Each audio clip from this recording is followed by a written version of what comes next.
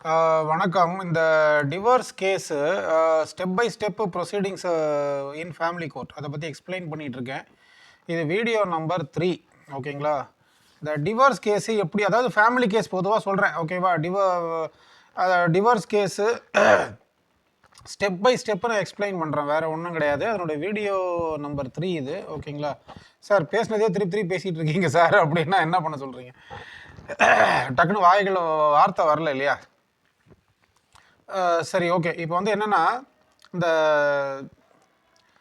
First ஹியரிங்கில் judge என்ன பண்ணுவாங்க, counselling அமுச்சு விட்ருவாங்க. கவுன்சிலிங் அமுச்சு விட்ட உடனே 2 பேரும் போய் கவுன்சிலிங் அட்டன் பண்ணிட்டு வருவாங்க. கவுன்சிலிங் அட்டன் பண்ணிட்ட உடனே ஃபெயிலியர் ரிப்போர்ட் கோர்ட்டுக்கு வந்துடும்.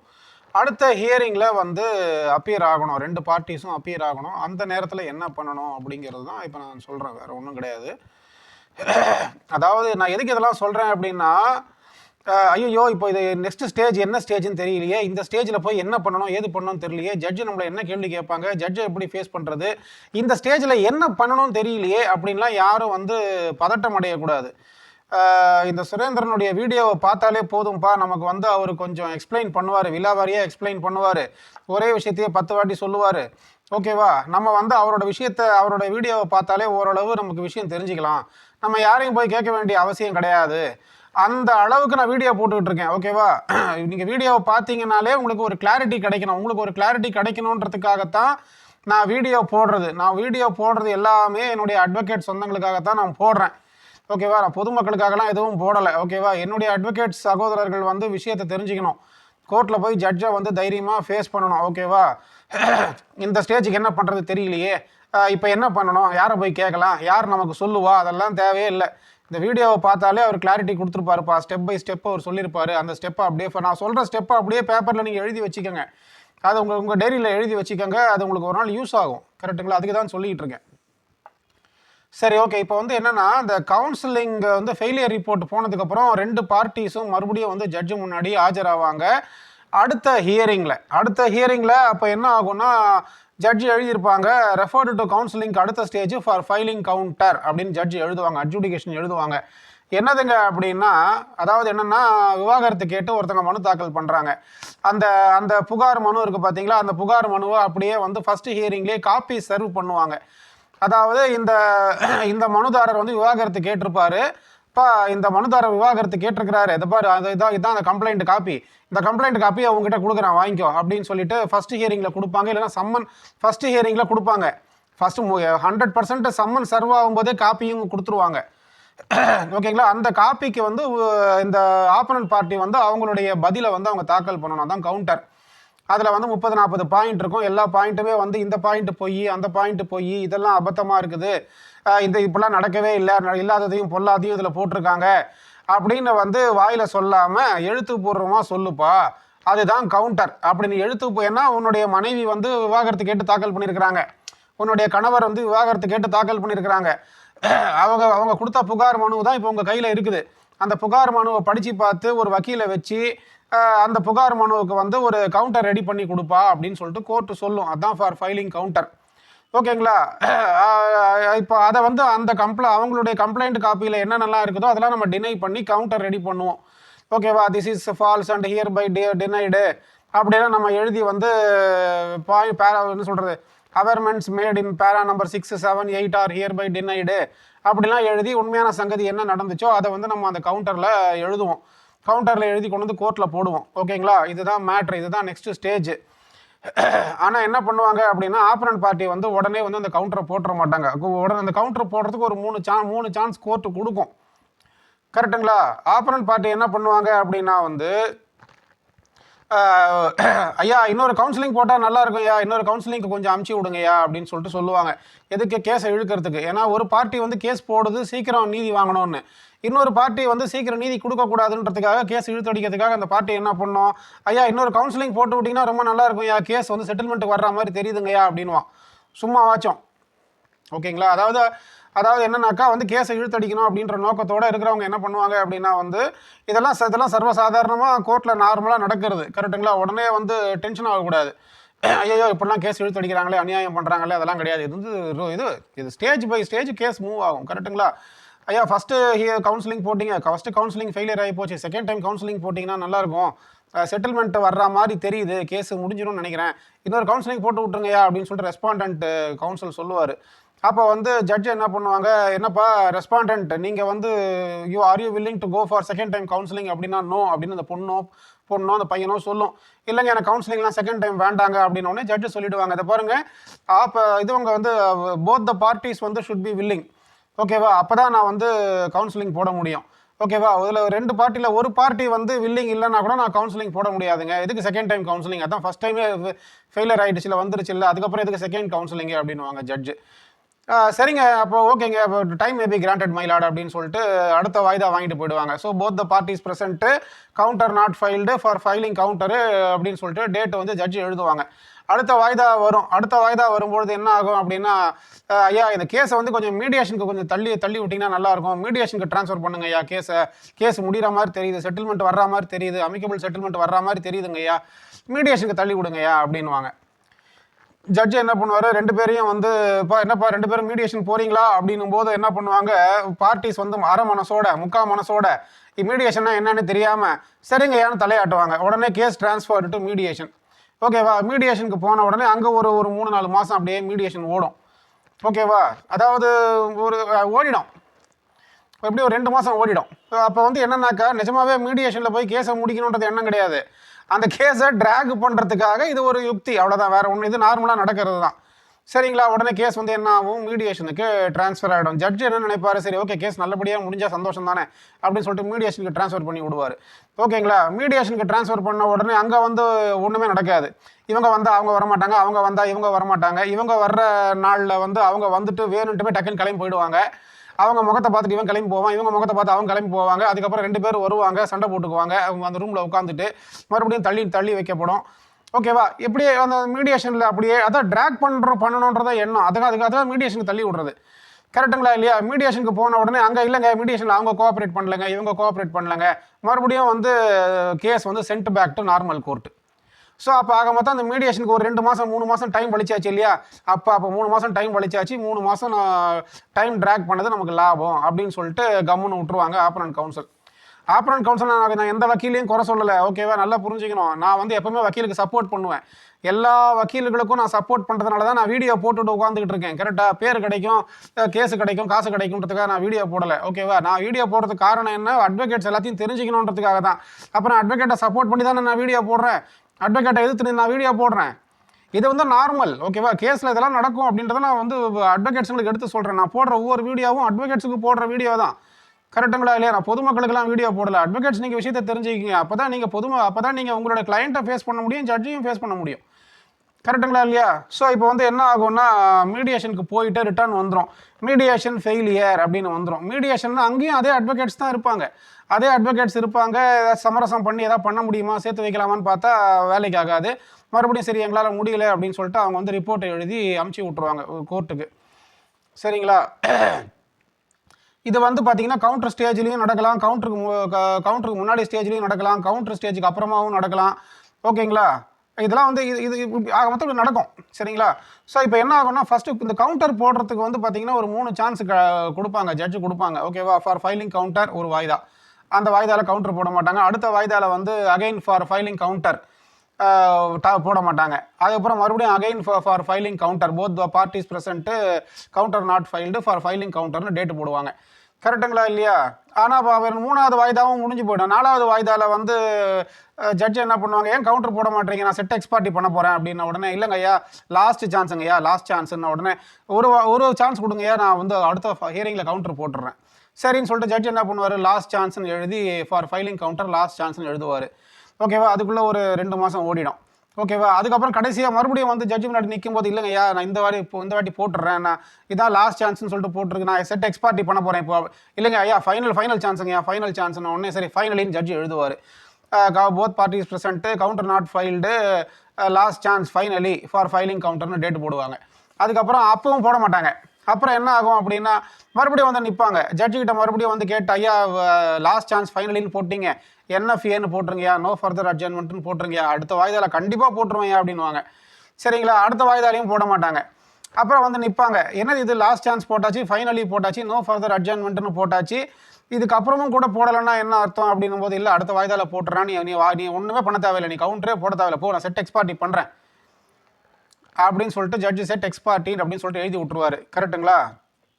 இதுக்கு நடுவில் வந்து என்ன ஆகும் அப்படின்னா வந்து ஒன்று பார்ட்டி ஒரு முறை வந்து வக்கீல் வருவார், பார்ட்டி அதாவது என்னன்னாக்கா அப்பா நீ போயிட்டு வாப்பா அப்படின்வாங்க. கரெக்டுங்களா? அதுக்கப்புறம் அப்பா நீ இந்த வாட்டி வராத நான் போய்க்கிறேன்னுவாங்க. அதாவது அட்வொகேட்ஸ், நான் அட்வொகேட்ஸை குறையெல்லாம் சொல்லலை, இது ரெகுலராக நடக்கிறது தான். ஓகே, ஒரு கேஸில் நடக்கிற விஷயம் தான் அதெல்லாமே. கரெக்டுங்களா இல்லையா? அப்போ அப்புறம் என்ன ஆகும், செட் எக்ஸ் பார்ட்டின்னு ஜட்ஜ் எழுதிடுவாங்க. செட் எக்ஸ் பார்ட்டின்னு ஆன உடனே ஒரு 30 நாளைக்கு கம்முன்னு அப்படியே விட்டுற வேண்டியது கேஸை. அப்படியே விட்டுட்டு என்ன ஆகும் அப்படின்னா ஒரு 30 நாள் கழித்து கண்டோன் டிலே பெட்டிஷன் போட வேண்டியது. கவுண்டர் போடணும்ல, இப்போ கவுண்டர் போடலை, கவுண்டர் போடாமல் வந்து கேஸ் அப்படியே வலிச்சுன்னு போக வேண்டியது. Last chance, finally no further அட்ஜர்ன்மெண்ட்னு வேண்டியது. ஓகேங்களா? ஒரு முறை வந்து வக்கீல் வந்து அப்பியர் ஆவார், ஐயா பார்ட்டி வரலையா, பார்ட்டிக்கு உடம்பு சரியில்லை. அடுத்த முறை பார்ட்டி வருவார், வேர் இஸ் யுவர் கவுன்சில்னா counsel held up in high court, counsel வந்து out of station, counsel not feeling well. சரி ஓகே, கவுன்சில் வரலன்னா பரவாயில்ல, நீ வந்துட்டல, ஓகே ரைட்டு, கவுண்டர் போடுறியா, இல்லை கவுண்டர் இன்னும் ஜட்ஜ் ரெடி பண்ணி வச்சிட்டாருங்கய்யா, அடுத்த வாய்தால போட்டுறேன். இப்படியே கேஸ் வலிச்சுன்னு போவோம், டைம் இழுத்துன்னு போவோம். கரெக்டுங்களா?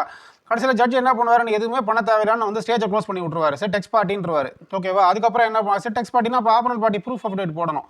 இப்போ இவங்க என்ன பண்ணுவாங்க, ஒரு அடுத்த வாய்தாவும் வரமாட்டாங்க, அதுக்கு அடுத்த வாய்தால வந்து என்ன பண்ணுவாங்க அப்படின்னா கண்டோன் டிலே பெட்டிஷனை போடுவாங்க. இது போல் வந்து ஐயா நான் வந்து கவுண்டரை வந்து ஏன்னா கவுண்டர் இப்போ ரெடி பண்ணிட்டேன் ஐயா, கவுண்டர் போட்டுறேன், இந்த வாட்டி கவுண்டர் போட்டுறேன். அதுக்குள்ளே வந்து பார்த்தீங்கன்னா கவுண்டர் போடுறதுக்கு ஒரு 40 நாள் டிலே ஆகி போச்சுங்க, அந்த டிலே மன்னிச்சு அருளணும். அதனால் வந்து கண்டோன் டிலே பெட்டிஷனோட கவுண்டரை நான் போடுறேன் ஐயா அப்படின்னு சொல்லிட்டு கண்டோன் டிலே பெட்டிஷன் ப்ளஸ் அஃபிடவிட்டை போடுவாங்க. அது எதில் போடுவாங்க, ஃபஸ்ட்டு கண்டோன் டிலே பெட்டிஷனை எதுக்கு போடுவாங்க, ஃபார் 40 நாள் டிலே இன் கவுண்டர். கரெக்டுங்களா? Under section 5 of the limitation ஆக்டுக்கு கீழே அந்த கண்டோன் டிலே பெட்டிஷனை போடுவாங்க ப்ளஸ் அஃபிடவிட். இப்போ ஓகேவா, அஃபிடவிட் தனியாக போடணும், பெட்டிஷன் தனியாக போடணும். பெட்டிஷனில் வந்து கண்டோன் டிலே பெட்டிஷனில் under section 5 of the limitation ஆக்டுக்கு கீழே அதை போடுவாங்க. யாருக்காச்சும் உங்களுக்கு அந்த ஃபார்மேட் வேணும்னா என்கிட்ட கேளுங்க, நான் உங்களுக்கு இலவசமாகவே அமுச்சு வச்சிடுறேன். சரிங்களா? ஐயா இப்போ கவுண்டர் போட்டேன் அப்படின்னு சொல்லிட்டு என்ன பண்ணுவாங்க, பார்ட்டி வருவார், கவுன்சில் வருவார், வந்துட்டு வந்து இது போல் I am filing counter my lord along with the condone delay petition, petition may kindly be condoned அப்படின்னு உடனே அது வந்து ஐஏவா நம்பர் ஆகும். கரெக்டுங்களா? ஜட்ஜ் என்ன பண்ணுவார், அதை வந்து ஒரு காஸ்ட் போட்டு அலோவ் பண்ணுவார். ஜட்ஜு வந்து அதுக்கு காஸ்ட்டு போட்டு அலோவ் பண்ணுவார். சரி ஒரு 1000 ரூபா ஆப்போனன்ட் பார்ட்டிகிட்ட கொடுத்துரு, ஏன்னா 1000 ரூபா அது அபராதம் மாதிரி, அதான் காஸ்ட்டுன்னு அதான் அபராதம் மாதிரி. கரெக்டுங்களா? காஸ்ட் இம்போஸ்டு, காஸ்ட்டு என்ன சொல்கிறது, condone delay petition is allowed on cost ₹1000 or ₹500 or 2000 rupees அப்படின்னு சொல்லிட்டு காஸ்ட்டு போட்டு அந்த பெட்டிஷனை வந்து அலோவ் பண்ணுவாங்க. கரெக்டுங்களா? அந்த பெட்டிஷனில் என்ன இருக்கும் அப்படின்னு பார்த்தீங்கன்னா தலைவலி, உடம்பு வலி, காய்ச்சல், ஜலதோஷம், இருமல், பாட்டிக்கு உடம்பு சரியில்லை, தாத்தாக்கு உடம்பு சரியில்லை, அப்பா சிக் ஆகிட்டாரு அப்படின்னு சொல்லிட்டு அந்த இது போல் வந்து இந்த மாதிரி உண்மையான காரணங்களுக்காக எங்களால் போட முடியாமல் போயிடுச்சு அப்படின்னு சொல்லிட்டு அதில் எழுதியிருக்கோம். சரிங்களா? இதுதான் விஷயம், வேறு ஒன்றும் கிடையாது. ஸோ அப்போ இப்போ இதில் எதில் என்ன தெரியுது, கவுண்டர் போடணும், ஆனால் கவுண்டர் போடாமல் கேஸ் இழுத்து அடிக்கலாம். கவுண்டர் 3 சான்ஸு ஜட்ஜு கொடுப்பாங்க. அதுக்கப்புறமும் last chance finally no further அட்ஜர்ன்மெண்ட்னு போடுவாங்க. கரெக்டாக? போட்டதுக்கு அப்புறமும் நம்ம டைம் வலிச்சின்னு போகலாம், கேஸ் கோர்ட்டில் அப்பியர் ஆகாமே விட்டுறலாம், திடீர்னு வந்து கண்டோன் பெட்டிஷன் போடலாம். கண்டோன் பெட்டிஷன் போடும்போதே நம்ம கவுண்டரையும் சேர்த்து போடணும். இதான் நீங்கள் தெரிஞ்சிக்க வேண்டியது, வேறு ஒன்றும் கிடையாது. கரெக்டுங்களா? அதுதான் நான் சொன்னது, விஷயம் தெரிஞ்ச அட்வொகேட்டு கேஸை 10 வருஷம் இழுத்து விட்டுருவார். ஓகேவா? அது வந்து அவருடைய திறமையை நம்ம பாராட்ட தான் வேணும். கரெக்டுங்களா? ஏன்னா அவர் அந்தளவுக்கு படித்து வச்சிருக்கிறாரு பாருங்கள், அந்தளவுக்கு விஷயம் ப்ரொசீடிங்ஸை தெரிஞ்சு வச்சிருக்கிறார். அதை தான் நீங்களும் தெரிஞ்சுக்கோங்க அப்படின்னு நான் சொல்கிறேன், வேறு ஒன்றும் கிடையாது. நான் சட்ட புள்ளி கிடையாது, சட்ட சுண்டலி, நான் அப்பயே சொல்லிடுறேன் உங்களுக்கு. சரிங்களா? அதுக்கப்புறம் வந்து என்ன ஆகும் அப்படின்னா அது அலோவ் பண்ணிவிடுவாங்க. இப்போ இன்னொன்று வந்து என்ன ஆகும் அப்படின்னா அந்த செட் எக்ஸ் பார்ட்டின்னு பண்ண உடனே என்ன ஆகும், அதாவது எதுக்கு சொல்கிறேன்னா கவுண்டர் போடுறாங்க பார்த்தீங்களா, கவுண்டர் போடுறதுக்கு 40 நாள் டிலே ஆகிடுச்சிங்க. அந்த டிலேவை பொறுத்தருளுங்க, அந்த கவுண்டர் இருக்குது பாருங்கள், ஐயா நான் ஆக்சுவலி கவுண்டர் போடணும், கவுண்டர் போடுறதுக்கு எனக்கு 40 நாள் 50 நாள் டிலே ஆகி போச்சு, அந்த டிலேவை மன்னிச்சு அருளுங்க அப்படின்றதுக்காக தான் கண்டோன் த டிலே அப்படின்னு சொல்லிட்டு பெட்டிஷன் போடுறது ஃபார் ஃபைலிங் கவுண்டர். இப்போ கவுண்டர் போட்டாச்சு, டிலே போட்டாச்சு, சொல்கிறது கவுண்டரும் போட்டாச்சு, கண்டோன் டிலே பெட்டிஷனும் போட்டாச்சு. இப்போ அந்த செட் எக்ஸ் பார்ட்டின்னு இருக்கு இல்லையா, செட் எக்ஸ் பார்ட்டி அப்படின்னா அந்த செட் எக்ஸ் பார்ட்டின்ற தீர்ப்பை கொஞ்சம் தள்ளி வைங்கய்யா. அது வந்து செட் எக்ஸ் பார்ட்டி இருக்குல்ல, அந்த செட்டசைடு தி எக்ஸ் பார்ட்டி ஆர்டரு. கரெக்டாக? செட்டசைடுனா என்ன அர்த்தம், தூக்கி ஓரம் ஒதுக்கி வைன்னு அர்த்தம். அதான் அர்த்தம், செட்டசைடுனா தூக்கி ஓரம் ஒதுக்கி வைன்னு அர்த்தம். இப்போ ஐயா செட் எக்ஸ்பார்ட்டின்னு எயிட்டிங் அந்த எக்ஸ்பார்ட்டி தீர்ப்பை வந்து கொஞ்சம் செட்டசைடு பண்ணுங்க அப்படின்னு சொல்லிட்டு ஒரு பெட்டிஷனை ஒன்று போடுவாங்க. கரெக்டுங்களா? அதுவும் ஐஏவா நம்பர் ஆகும். ஒரு கேஸ் நடந்துகிட்டு இருக்கும்போது நடுவில் என்ன பெட்டிஷன் போட்டாலும் அந்த ஐஏவா நம்பர் ஆகும். அந்த ஐஏ கேஸ் நடந்து முடிகிற வரைக்கும் மெயின் கேஸை டச் பண்ண மாட்டாங்க. அப்போ ஒரு கேஸ் நடந்துகிட்டு இருக்கும்போது ஒரு 10 ஐஏ போட்டு விடுங்க, கொஞ்சம் கொஞ்சமாக ஐஏ போட கேஸ் இழுத்துட்டே போகும். இதுதான் ட்ரிக்கு. கரெக்டாக இல்லையா? இதை வந்து என்ன சொல்கிறது, நான் தப்பு எதுவும் சொல்லலை, இது எல்லாருக்குமே தெரியும். ஒரு கேஸ் நடந்துகிட்டு இருக்கும்போது நடுவில் வந்து ஒரு ஐஏ போடணும், அது முடிஞ்ச உடனே இன்னொரு ஐஏ போடணும், இப்படி ஐஏ நிறைய போட கற்றுக்கிறவங்க தான் அங்கே கிங்கு. வேறு ஒன்றும் கிடையாது, தான் கேஸ் வலிச்சிக்கினே போகிறது, டைம் இழுத்துன்னு போகிறது, வேறு ஒன்றும் கிடையாது. இதுதான் மேட்ரு. கரெக்டுங்களா? இப்போ வந்து என்ன ஆகும் அப்படின்னா, ஐயா செட்டசைடு பண்ணிட்டு, அதாவது அந்த எக்ஸ்பார்ட்டி ஆர்டர் போட்டிங்க நீங்கள், ஓகே, அந்த எக்ஸ்பார்ட்டியை வந்து செட்டசைடு பண்ணுங்க அப்படின்னு சொல்லிட்டு நம்ம ஒரு பெட்டிஷன் போடணும், அதுக்கு ஒரு அஃபிடவிட் போடணும். ஓகேவா? இப்போது நம்ம கண்டோன் டிலே எதில் போட்டோம்? செக்ஷன் 5 ஆஃப் தி அந்த லிமிடேஷன் ஆக்டில் போட்டோம் இல்லையா? இந்த செட்டசைடை வந்து நம்ம போடணும். செட்டசைடுக்கு ஒரு பெட்டிஷன் போடணும், செட்டசைடுக்கு ஒரு அஃபிடவிட் போடணும். செட்டசைடு நம்ம எதில் போடணும்? ஆர்டர் 9 ரூல் 7 சிபிசியில் நம்ம போடணும். ஓகேவா? சிபிசி படித்த உடனே யாருக்கும் டக்குன்னு எடுத்த உடனே புரியாது. சிபிசி இவ்வளோ பெரிய புக்கு, சிபிசி தான் சோறு போடும். கரெக்டாக இல்லையா? இது வந்து எப்படின்னா, புக் எடுத்த உடனே படித்த உடனே புரியாது. புக்கையும் படிக்கணும், கோர்ட்டுக்கும் போகணும். புக்கு படிக்கணும், கோர்ட்டுக்கு போகணும். அப்போ அந்த ப்ரொசீடிங்ஸை வந்து கோர்ட்டுக்கு போய் லைவ் எக்ஸ்பீரியன்ஸ் கெயின் பண்ணும்போது ஆட்டோமேட்டிக்கலாக அந்த புக்கு புரிய ஆரம்பிக்கும். அந்த புக்கு புரிய நமக்கு ப்ரொசீடிங்ஸை எப்படி கையாளணும்னு நமக்கு ஈஸியாக தெரிய வந்துடும். இதுக்கு ஒரு 5 வருஷம் 10 வருஷம் ஆகும். கரெக்டாக இல்லையா?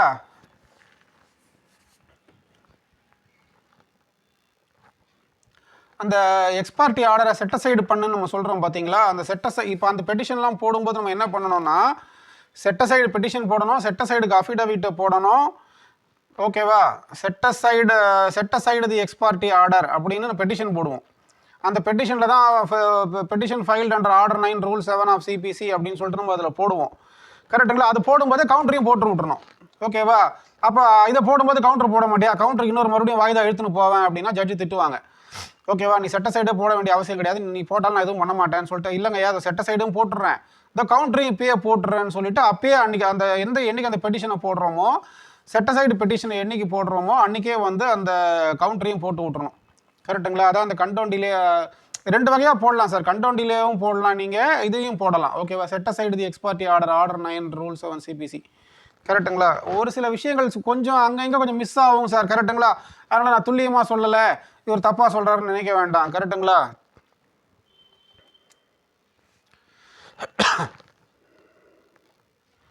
அந்த செட்டசைடு தி எக்ஸ்பார்ட்டி ஆர்டர் அந்த அஃபிடவிட்டில் என்ன இருக்கும்னா, மறுபடியும் இதே தான் இருக்கும்.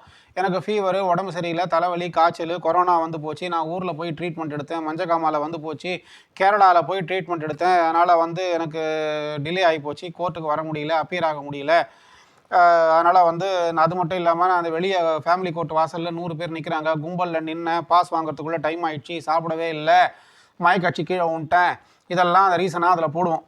போட்டுட்டு வந்து என்ன சொல்கிறது, all the aforesaid reasons are bona fide, கரெக்டாக இல்லையா அப்படின்னு போட்டுட்டு hence this petition may be allowed அப்படின்னு சொல்லிட்டு நம்ம ப்ரேயர் போட்டு கொண்டு வந்து கோர்ட்டில் கொடுத்துருவோம். கரெக்டுங்களா? அதை வந்து அதுக்கு வந்து அவங்க செட்டசைடு பெட்டிஷன் போடுறாங்கன்னா அதுக்கு நம்ம ஒரு கவுண்டர் போடணும். எந்த ஒரு அவங்க இப்போ கேஸ் நடக்கும்போது எந்த ஒரு பெட்டிஷனையும் உள்ளே ஃப்ரெஷ்ஷாக போடுறாங்கன்னா அது ஐஏவா நம்பர் ஆகும். ஐஏவா நம்பர் ஆனால் அதுக்கு அந்த காப்பியை நம்மக்கிட்ட கொடுப்பாங்க, நம்ம அதுக்கு கவுண்டர் போடணும். ஓகே, அந்த கவுண்டரை பார்த்து ஜட்ஜு வந்து அதை அலோவ் பண்ணுவாங்க. எப்படி இருந்தாலும் அதை அலோவ் பண்ணுவாங்க. கரெக்டாக? இதுதான் மேட்ரு. தெரிஞ்சுக்கிங்க, நீங்கள் தெரிஞ்சுக்கிறதுக்காக தான் சொல்கிறேன். இந்த கண்டோன் டிலே பெட்டிஷனு, அப்புறம் இந்த செட்டசைடு பெட்டிஷனு, இதுக்கெல்லாம் இந்த அஃபிடவிட் இதெல்லாம் வேணும்னா என்கிட்ட கேளுங்க, என்கிட்ட இருக்குது. அட்வொகேட்ஸுக்கு மட்டும் நான் என்ன சொல்கிறது, ஃப்ரீ ஆஃப் காஸ்ட்டு நான் ஜிமெயிலில் உங்களுக்கு அமுச்சு விட்டுறேன். சரிங்களா? இப்போ ஐஏவா நம்பர் ஆன உடனே ஐஏவா நம்பர் ஆகும். ஃபஸ்ட்டு அவங்க பெட்டிஷன் போட்ட உடனே கோர்ட்டில் கொண்டு வந்து கொடுப்பாங்க. கோர்ட்டில் இருந்து நமக்கு வந்து ஆப்பரண்ட் பார்ட்டி காப்பி சர்வ் பண்ணணும். நம்ம கோர்ட்டில் போய் எதனாச்சும் ஒரு காப்பியை கோர்ட்டில் கொடுக்குறோம் அப்படின்னா ஆப்பரண்ட் பார்ட்டிக்கு ஒரு காப்பி தரணும். ஆப்பரண்ட் பார்ட்டி ஏதோ ஒரு பெட்டிஷனை கொண்டு வந்து கோர்ட்டில் போடுறாங்க அப்படின்னா அவங்க நமக்கு காப்பி கொடுக்கணும். கரெக்டுங்களா இல்லையா? அப்போ வந்து காப்பி ரிசீவ்டு அப்படின்னு சொல்லிட்டு கையெழுத்து போட்டு வாங்கணும். இது ஃபேமிலி கோர்ட்டை பொறுத்த வரைக்கும் பார்ட்டிஸுக்கு கையில் தான் கொடுப்பாங்க. கரெக்டுங்களா இல்லையா? இப்போ ஒரு பெட்டிஷனை வந்து கோர்ட்டில் போடுறாங்க அப்படின்னா பார்ட்டி இருந்தால் தான் போட முடியும். பார்ட்டி ஆப்சண்ட்டுங்க, நான் பெட்டிஷனை போடுறேன்னா ஜட்ஜு வாங்க மாட்டாங்க. நம்ம வெறும் அட்வொகேட் தான், பார்ட்டி தான் நேரில் வரணும். ஃபேமிலி கோர்ட் அது.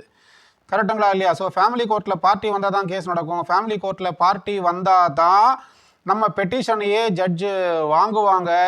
ஓகேவா? ஃபேமிலி கோர்ட்டில் வந்து party is absent, my presence maybe marked அப்படின்னா ஜட்ஜு திட்டுவாங்க.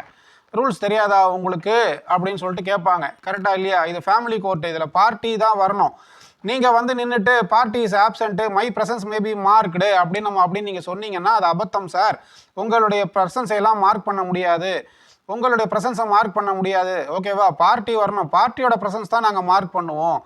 போத் பார்ட்டிஸ் ப்ரெசென்ட்டு, அது respondent husband present, petitioner wife ப்ரெசென்ட்டுன்னு தான் நாங்கள் எழுதுவோமே தவிர கவுன்சல் ப்ரெசென்ட்டுன்னு சிவில் கேஸில் தான் எழுதுவாங்க. இங்கே வந்து உங்கள் ப்ரெசன்ஸை மார்க் பண்ண முடியாதுன்னு ஜட்ஜு சொல்லுவாங்க. ஸோ அதனால் வந்து எந்த ஒரு பெட்டிஷன் போடணும் அப்படின்னாலும் பார்ட்டிஸ் வந்து கோர்ட்டில் அப்பியர் ஆகி நின்னாதான் பெட்டிஷனை ஜட்ஜு வாங்குவாங்க. ஓகேவா? எதிர்த்தரப்புக்கு காப்பி கொடுக்கணும்னா எதிர்த்தரப்பில் வந்து பார்ட்டி நிற்கணும். எதிர்த்தரப்பு ஆப்சண்ட்டுங்க, காப்பி என்கிட்ட கொடுத்துருங்க அப்படின்னா ஃபேமிலி கோர்ட்டில் காப்பியே தரமாட்டாங்க. அப்படி எதிர்த்தரப்பு வரவே இல்லையே சார், இல்லைங்க எதிர்த்தரப்பு வரத்துக்கு அடுத்த வாய்தால வந்துருவாருங்க, நீங்கள் கொடுக்க வேண்டிய காப்பி என்கிட்ட கொடுத்துருங்க, நான் வாங்கி கொண்டு போய் பார்ட்டிகிட்ட கொடுத்துட்றேன்னா ஜட்ஜு திட்டுவாங்க. போய் முதல்ல ரூலை படிச்சுட்டு வாப்போ அப்படின்னுவாங்க. கரெக்டுங்களா இல்லையா? அதனால் வந்து பார்ட்டி தான் ஃபேமிலி கோர்ட்டில் எல்லாமே. கரெக்டாக? ஸோ நம்மளுடைய ப்ரெசன்ஸை மார்க் பண்ண மாட்டாங்க. ஓகேவா? இன்னொன்று, பார்ட்டி வந்தால் தான் பெட்டிஷனையே கையில் வாங்குவாங்க. பார்ட்டி வந்தால் தான் பெட்டிஷன் காப்பியை சர்வ் பண்ணுவாங்க. இதெல்லாம் பேசிக்ஸ், இதெல்லாம் தெரிஞ்சுக்கணும் ஃபேமிலி கோர்ட்டை பொறுத்த வரைக்கும். கரெக்டாக இல்லையா? நீங்கள்லாம் தெரிஞ்சுக்கணும் அப்படின்றதுக்காக சொல்கிறேன் நல்ல எண்ணத்தில். லீகல் ப்ரொசீடிங்ஸ்ன்றது ஒரு கடல், புரியுதா சொல்கிறது? சட்டம்ன்றது ஒரு கடல். இதுக்குள்ளே நீங்கள் வந்து கொஞ்சம் ஒரு 4-5 வருஷம் பழக்கம் ஆகிட்டீங்க வைங்கன்னா எல்லா கேஸையும் தூக்கி சாப்பிட்ருவீங்க. எல்லா கேஸும் ஒரே மாதிரி தான். சிபிசி ஆல் ஓவர் இந்தியா ஒன்று தான், சிஆர்பிசி ஆல் ஓவர் இந்தியா ஒன்று தான். கரெக்டாக? அதனால் சிபிசி தான் கஷ்டம், கிரிமினல் சைடு ஈஸி. கரெக்டாக? சிவில் சைடு தான் கஷ்டம். இதில் கொஞ்சம் உள்ளே பூந்து வெளியே வர ஆரம்பிச்சிட்டிங்க வைங்களேன், நீங்கள் எல்லாத்தையும் தூக்கி சாப்பிட்ருவீங்க. கரெக்டாக? அதனால் வந்து எல்லா கமர்ஷியல் கோர்ட்டுக்கும் போகணும், ஃபேமிலி கோர்ட்டுக்கும் போகணும், மேஜிஸ்ட்ரேட் கோர்ட்டுக்கும் போகணும், ஹைகோர்ட் ஆஃப் ஜுடிகேச்சரும் போகணும், என்சிஎல்டியும் போகணும், டிஆர்டியும் போகணும், எல்லா கேஸையும் பார்க்கணும். கன்சியூமர் கோர்ட்டுக்கும் போகணும். கரெக்டுங்களா? போக்சோ கேஸையும் பார்க்கணும். ஓகேவா? எல்லாத்தையும் பார்க்க உங்களுக்கு ஒரு 10 வருஷத்தில் நீங்கள் ஃபுல் நாலேஜை கெயின் பண்ணுறீங்க. ஓகேவா? அந்த நாலேஜ் கெயின் பண்ணுறதுக்கு முன்னாடி வந்து திமிர்த்தனம் விட்டு காட்டக்கூடாது. கூட இருக்கிற அட்வொகேட்டுக்கிட்ட ஒரு முஸ்லீமுக்கு ஒரு முஸ்லீம் சகோதரன் அப்படின்னு நபிகள் நாயகம் சொல்லியிருக்கிறாரு. அது அப்படியே அதே போல் ஒரு அட்வொகேட்டுக்கு இன்னொரு அட்வொகேட் சகோதரன். ஓகேவா? ஒரு எனக்கு எல்லாம் தெரியும்னு வந்து நீங்கள் போய் கிளைண்ட்டுக்கிட்ட வேணா போய் நீ பீட்டருக்க விடணுமே தவிர வக்கீல்கிட்ட பீட்டர் விடக்கூடாது. அது தப்பு. அது கரெக்டாக? அந்த எதெல்லாம் தப்போ அதெல்லாம் செய்கிறது. கரெக்டாக? நான் இந்த கோர்ட்டுக்கு போகிறேன், அந்த கோர்ட்டுக்கு போகிறேன், எனக்கு இது தெரியும் அது தெரியும்னு கூட இருக்கிற அட்வொகேட்டே வந்து சீன் போட வேண்டியது.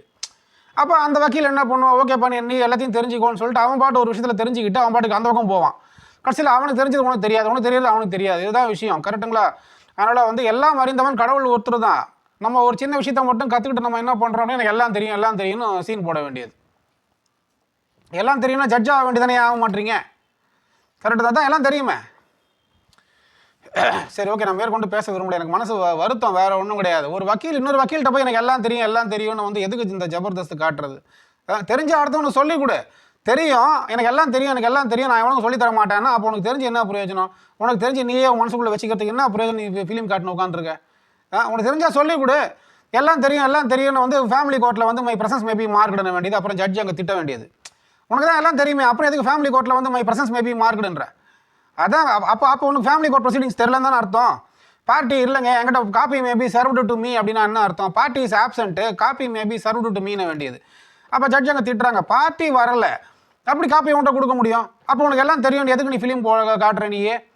அப்போ உனக்கு எதுவும் தெரியாதுன்னு தானே அர்த்தம். அப்போ உனக்கு தெரியாத விஷயமும் உலகத்தில் இருக்குது இல்லையா? எல்லாம் தெரியும்னு கூட இருக்கிற எல்லா அட்வொகேட்டுக்கிட்டையும் ஜபர்தஸ்தி காமிச்சு கட்சியில் எந்த அட்வொகேட்டும் உனக்கு உண்மையாக ஹெல்ப் பண்ண மாட்டான், பழக மாட்டான். இதுதான் பண்ணுற தப்பு, வேறு ஒன்றும் கிடையாது. இதை நான் சொன்னால் உடனே என் மேலே கோவம் வர்றது, என்னை கோர்ட்டில் பார்த்தா கழுவி ஊற்றுறது, என் முதுகு பின்னாடி பேசுறது, மூஞ்சிக்கு நேராக திட்டுறது. நீ என்ன வேணால் பண்ணிட்டு போ, நீ பண்ணுற தப்பை தான் நான் சொல்லிட்டு உட்காந்துட்டு இருக்கேங்க. ஸோ இந்த செட்டசைடு பெட்டிஷனு, கண்டோன் டிலே பெட்டிஷன்லாம் காப்பி வேணும்னா என்கிட்ட கேளுங்க, ஃபார்மேட் வேணும்னா என்கிட்ட கேளுங்க, நான் உங்களுக்கு ஃபார்மேட்டை தரேன். இது தாங்க விஷயம். கவுண்ட்ரு போடாமல் எக்ஸ்பார்ட்டி ஆகிடுச்சுன்னா என்ன சொல்கிறது? கவுண்ட்ரு போடுறதுக்கு டிலே ஆகி போச்சு, 40 நாள் டிலே ஆகி போச்சு, 50 நாள் டிலே ஆகி போச்சு அப்படின்னா கண்டோன் த டிலே பெட்டிஷன் போடணும். Under section 5 of the limitation act petition affidavit போடணும். அதுக்கு 20 ரூபா ஸ்டாம்ப் ஓட்டி. ஓகேவா? நெக்ஸ்ட்டு செட்டசைடு தி எக்ஸ்பார்ட்டி ஆர்டருக்கு வந்து order 9 rule 7 CBC. செட்டசைடு the ex parte order அதுக்கு வந்து ஆர்டர் 9 ரூல் 7 சிபிசியில் ஒரு பெட்டிஷன் போடணும், செட்டசைட் பெட்டிஷனு வித் அஃபிடவிட்டோட, ஓகேவா? கவுண்டரையும் சேர்த்து போட்டுறணும். நீங்கள் எது போட்டாலும் ஐஏவா நம்பர் ஆக போகுது, ஐஏவா எது போட்டாலும் ஐஏவா நம்பர் ஆக போகுது. அந்த ஐஏவுக்கு வந்து நம்ம கவுண்டர் கொடுக்கணும், நம்ம கவுண்டர் போடணும், அந்த ஐஏக்கு கவுண்டர் போடணும். இல்லைங்க ஐயா அதெல்லாம் பொய்யா இருக்குது, உடம்பு சரியில்லை தலைவலின்றான், இதெல்லாம் ஒரு ரீசனா? நான் அங்கே பாஸ் வாங்கிறதுக்கு க்யூவில் நின்னேன், எனக்கு அப்படி தான் போட்டிருக்காங்க பெட்டிஷன், பாஸ் வாங்க க்யூவில் நின்னேன், சாப்பிடல, மயக்கம் வந்துடுச்சு, பாட்டிக்கு வந்து வயசாகி போச்சு, சிக்னஸ் ஆகி போச்சு, நம்ம பெட்டிஷன் போட்டிருக்கான். சரி அப்போ நம்ம நோ அப்ஜெக்ஷன் கொடுத்துடணும். எனக்கு நோ அப்ஜெக்ஷனுங்க, இந்த பெட்டிஷன் கைண்ட்லி பி அலவுடுன்னு சொல்லிட்டு நம்ம நோ அப்ஜெக்ஷன் எழுதி கொடுத்துட்டோம்னா, நம்ம எழுதி கொடுக்கக்கூடாது, மறுபடியும் சொல்கிறேன், பார்ட்டி எழுதி கொடுக்கணும். பார்ட்டியை கூப்பிட்டு கோர்ட்டில் நிற்க வச்சு, எப்பா நோ அப்ஜெக்ஷன், கரெக்ட் தானே, நோ அப்ஜெக்ஷன் எழுதுப்பா அப்படின்னா அந்த பார்ட்டி எழுதி கையெழுத்து போடுவாங்க. கையெழுத்து போட்ட உடனே கோர்ட் வந்து அதை அக்செப்ட் பண்ணிட்டு அலோவ் பண்ணி விட்ருவாங்க. அப்போ கவுண்டர் போட்டாச்சு, செட்டசைட் பெட்டிஷனும் போட்டாச்சு. செட்டசைடு போட்டால் காஸ்ட் போட்டு அலோவ் பண்ணுவாங்க.